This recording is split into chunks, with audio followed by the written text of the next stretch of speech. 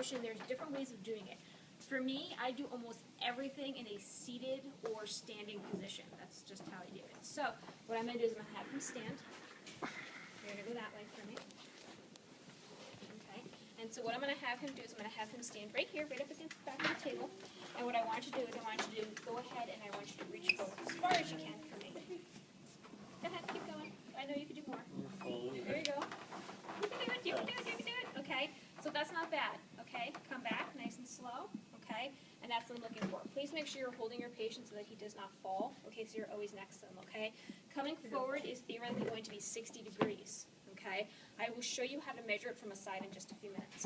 Okay, my next one is going to be my extension. So I'm going to have you turn around. I'm going to have your patient table this way. Okay, my hand again goes on his back because I don't want him to compensate.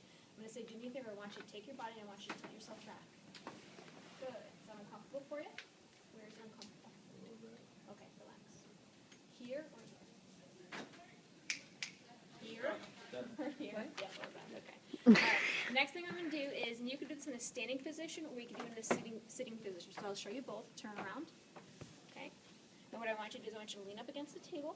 Okay, and I want you to take this hand, and I want you to run it down towards your knee. Now, not in front, but all the way down the side as much as you can. Good. Is that uncomfortable for you? Good. Relax. I want you to do on the other side, too. Okay? Make sure he doesn't bend his knees. Okay? Good. All right? So that's how I can do it. I can also do it seated. Just have him sit down and do the same thing. Okay? What was that? That's going to be my lateral bending. Okay. But when I do lateral bending in a sitting position, he has to be able to clear his arms. So slide towards me. Knees that way. Good. Take this and shove it down. So all the way down your side.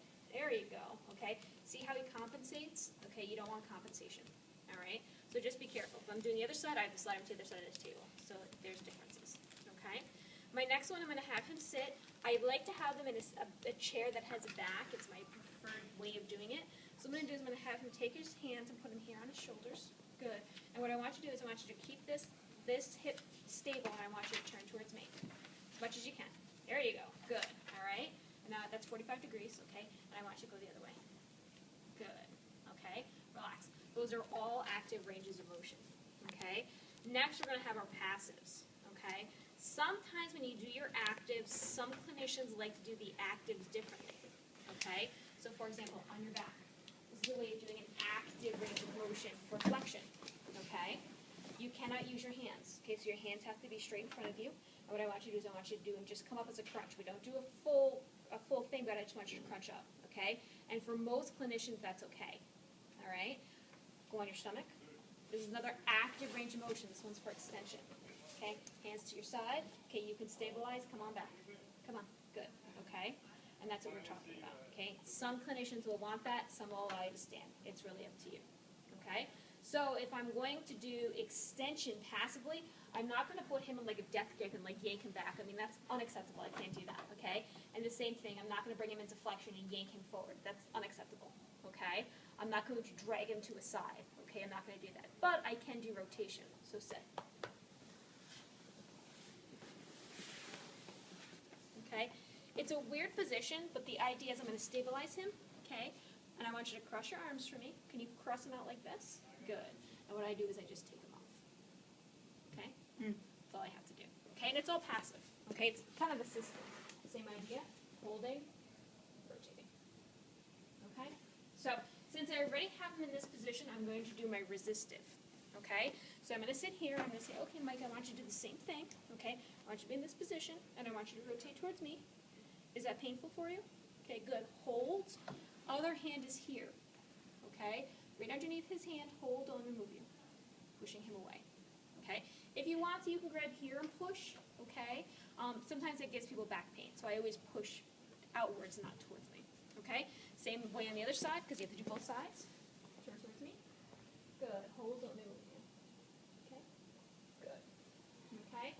If I'm going to go ahead and do my laterals are the same thing. Keep your hands here, and I want you to lean it to the side. Okay? Stabilize, resist. Other side.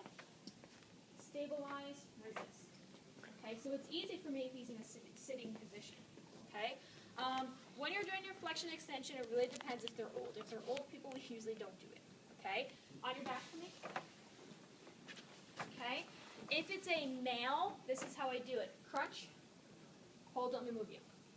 Okay? If I have a female, come up, hold, don't move you. Okay, as long as they don't have a shoulder problem. On your stomach. We're going to do some extension. Arms at your side. Okay, come on back. Hold, don't let me move you. Okay, relax. I am not jamming him into the table. It's a very, very light movement. Okay? I also believe that stability test was on there. I think it was a stabilization test. Okay, you're like a little sore here, right? Relax your hands, put them in front of you.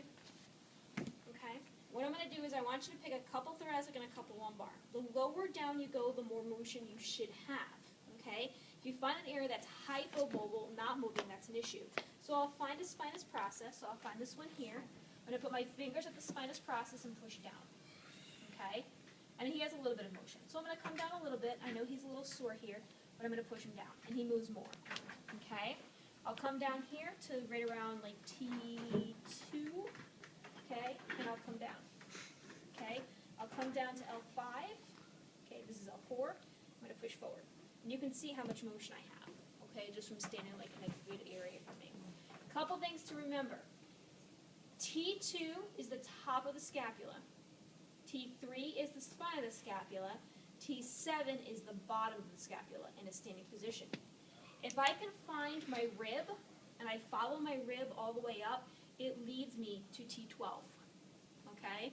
So a lot of people are like, well, how can you just tell which one's which? Well, when you practice, you get it. But if you know the landmarks, you'll be fine. If you follow your belly button back, your belly button's typically at L3. Okay? So when you're looking at those things, that's how most people remember them.